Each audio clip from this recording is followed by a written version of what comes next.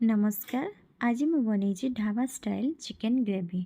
प्रथमे मु गोटे पात्र रे गोटे केजी चिकन को भलसे धोई नहीं से सब चिकन को रखीदेवी ए धोई सारिकी से किसी मसला मैरिनेट करने पकेबू। प्रथमे मु लुण नहीं 2 चामच, तापरे गोटे चामच मु हलदी नहीं, तापरे मु लंका गोटे चामच नहीं काश्मीर लंका गुंड कलर आसवाई।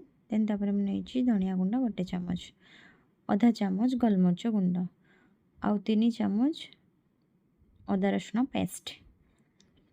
तापरे से नहीं मु 4 चामच घरे बन दही घरे बसई दही नहीं एक खट्टा ने पूरा फ्रेश दही ने। तापरे मु आधा चामच कस्तूरी मेथी नहीं भल से मिक्स कर देकी 6 घंटा जाए फ्रिज रे मैरिनेट करने रखीदे। 6 घंटा पर चिकन को बने बहुत टेस्टी लगे, एकदम टेस्टी। तापरे मु कढ़ई गरम करी रिफाइन ऑयल नहीं किसी गोटा मसला पकेली। देन 2टा प्लस पियाज स्लाइस काटी पकेली। तापरे से काश्मीर लंका पकेली किसी कलर आसवाई।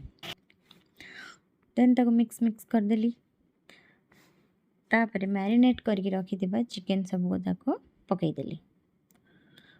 ताको पकई सारा परे पुणी ताको टिके मिक्स करदेली। तापरे से घोड़ई देली घोड़णी दे।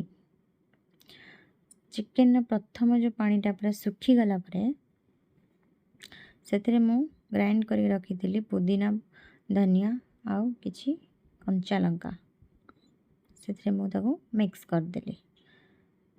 सेटा मिक्स कर सारा परे पुणी किछि समय घोड़ई देली। घोड़ई सारा परे पुणी बाहर करदेली। से देखली तार से गंध पड़े पूरा आइंस गंधटा। तापर गरम पानी फुटे रखी अल्प किछि देली, बेसी सुखिला करेनि कि बेसी पानिया करेनि। तापर लास्ट रे किछि गरम मसला दे गरम गरम रोटी सहित dhaba style chicken gravy so yummy निश्चित बनैकी खाइबे। आ केमिति लागला कमेंट करी निश्चित जनइबे।